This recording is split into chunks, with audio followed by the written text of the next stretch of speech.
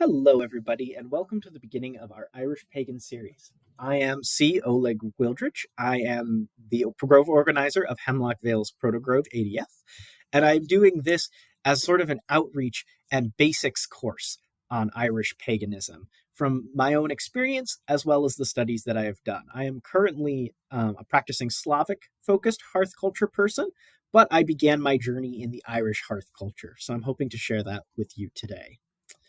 Let's get started by defining our terms about what we mean when we're talking about the words like Celtic and Gaelic. Well, the Celtic world, as we think about it, is made up of three primary cultural groups, all related to each other because they shared a common language. Not exactly the same, but they had the same root. And so when we talk about Celtic, we're actually talking about a huge number of different people with different cultures and languages. So broadly, there's the Gaelic family, so the people of Ireland, Scotland, and the Isle of Man, who all spoke a Gaelic language. Modern Irish and Scottish Gaelic, as well as modern Manx, are descendants of that. The Brythonic Celtic peoples, who were of Wales, Cornwall, England before the invasion of the Anglo-Saxons, who spoke Old English.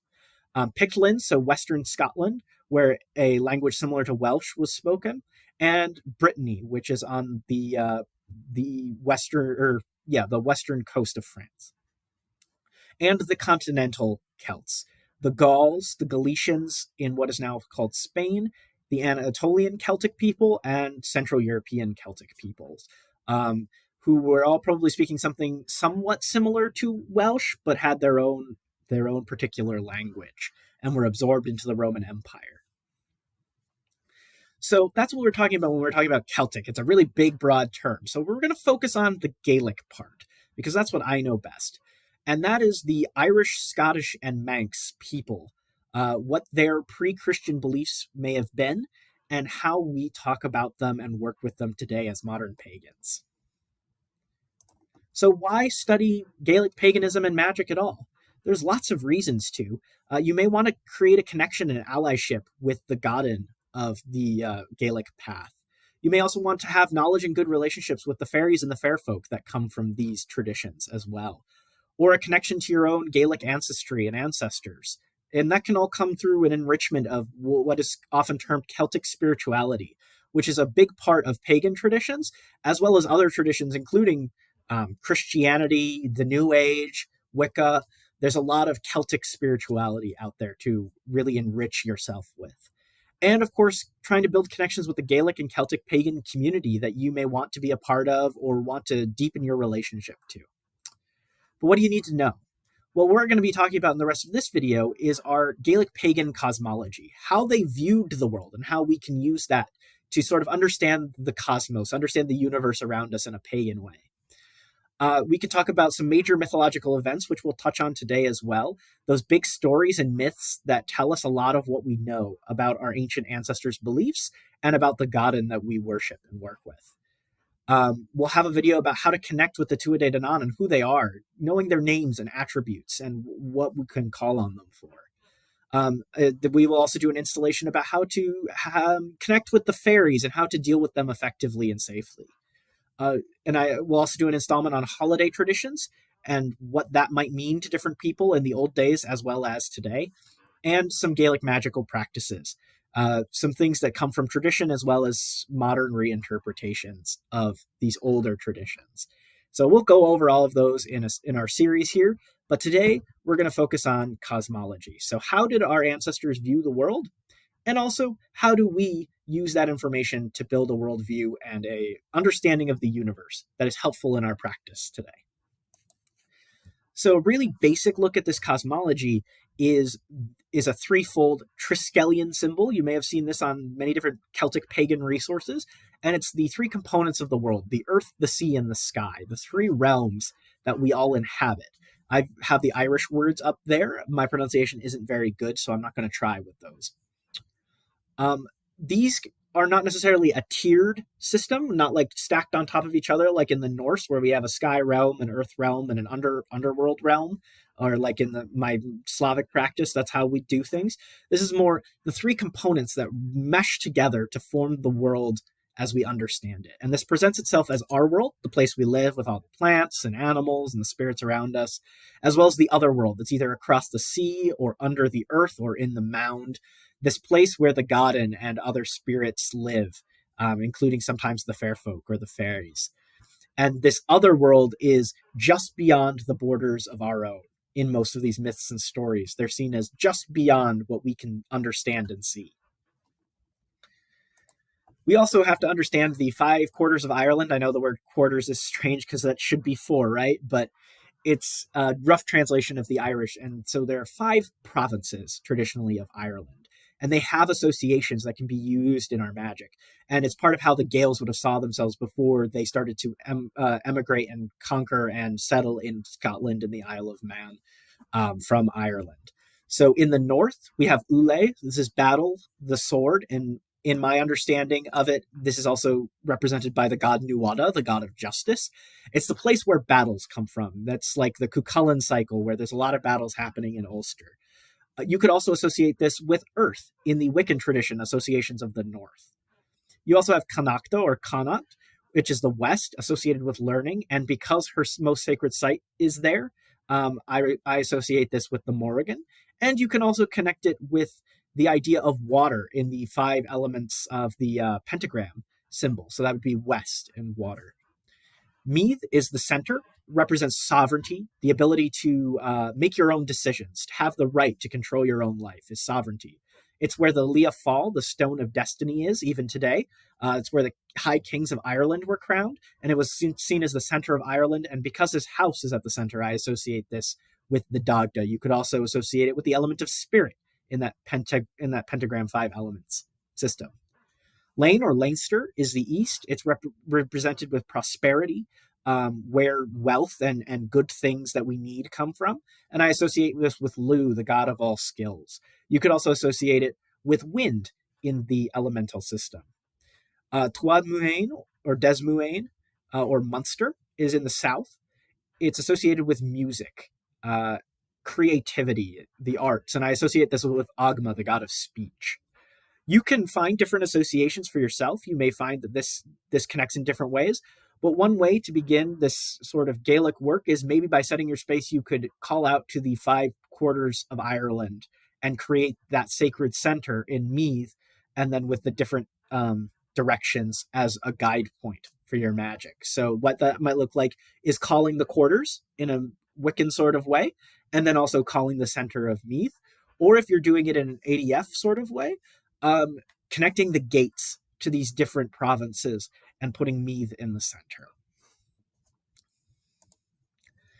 So some major groups that you need to know, I haven't included the fair folk or the fairies because they are kind of their own thing, and I want to cover them in a different video.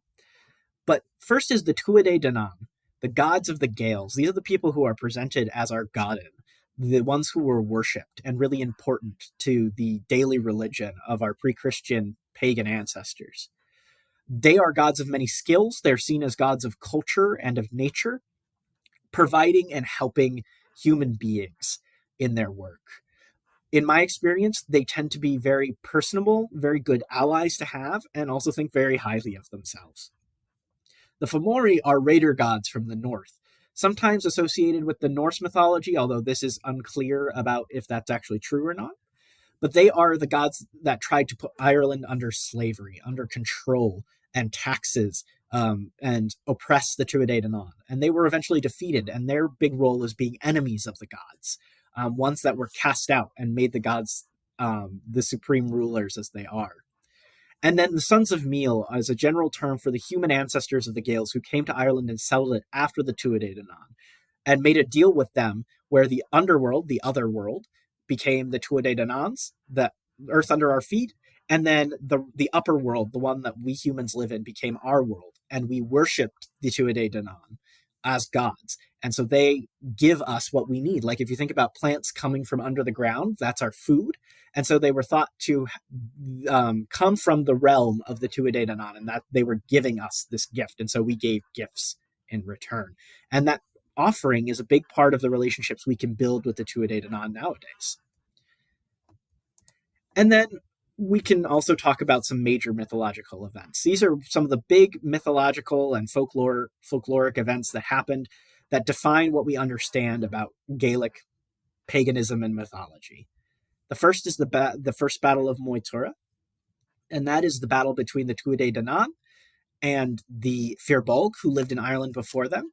The Tuatha De Danann and the Fir Bolg couldn't decide who would get what parts of Ireland, so they had a war and finally decided that the Fir Bolg would get Connachta or Connacht, and the rest of Ireland would belong to the Tuatha De Danann. But they became such good friends and allies that they started to mix together to a point where they're not super distinguishable. They can't be told apart so well. Then after Nuada lost his hand in that battle, their first king, the god of justice, lost a hand. Brace the Beautiful was elected as king. He may have been a beautiful person, but he was not a kind one and treated the other gods as servants, and was stingy and didn't give good hospitality, didn't take care of people. And so he was dethroned after Nuada, the first king, got a new hand.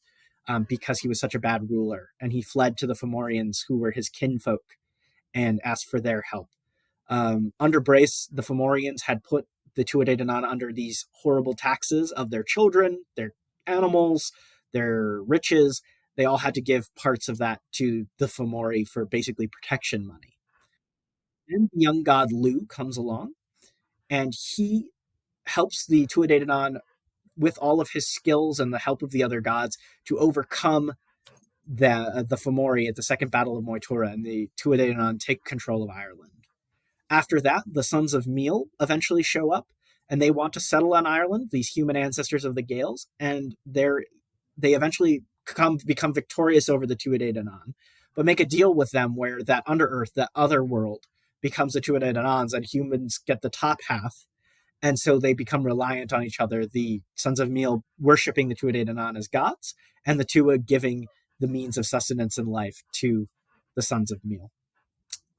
That is the triumph of the Gaels, and after time, lots of politics, human interactions, raiders, so much happens, but we get to the Ulster cycle, which is about Cuchulainn, the half-divine, half-human son of Lu Lawvoda, who goes around and has many adventures, and these is talking about the war and adventures between Ulster and the rest of Ireland, as well as the famous warriors. And then just before the Christianization period, we have the Finn cycle, where the Fianna, these somewhat magical young warriors who go around the Ireland having adventures, and there's a lot of material on them, which I really suggest you read or listen to because it's really fun. And then we get into the period that we have the missionary saints like St. Patrick, who Christianize Ireland, and there's a decline in pagan worship. And these stories begin to be Christianized by monks, mostly, who write them down from originally being an oral tradition. So I hope this was a good overview for you, and I hope you find this helpful. And next time we will be talking about some of the major deities. Not all of them, that would be just too long a video, but I will talk about some of the big ones that I have worked with and what you might call on them for. So I hope to see you in the next one. Bye-bye.